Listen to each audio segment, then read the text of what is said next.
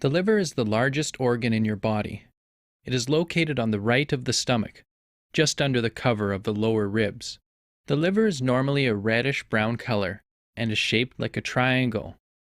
Inside, it is made up of many tiny lobules that create a honeycomb-looking pattern. The liver has several very important jobs in your body. It receives all the blood from the digestive tract and removes some of the sugar in the blood to store for later use. When your blood sugar levels get low, the liver releases the sugar back into the blood.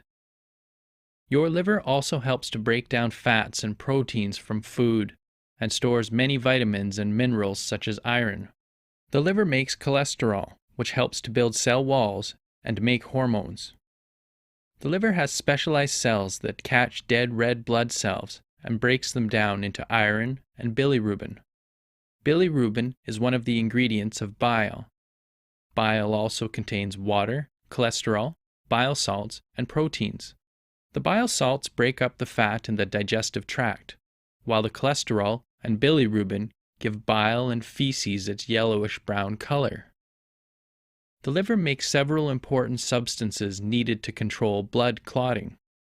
It also makes a protein called albumin, which helps to control the movement of fluids between the blood vessels and cells around the body. The liver also produces immune factors to help fight infection and removes bacteria from the bloodstream. The liver removes waste products from the blood like ammonia, a waste product formed when proteins are broken down in the body. The liver breaks down drugs and alcohol into other chemicals. For example, alcohol is broken down into water and carbon dioxide.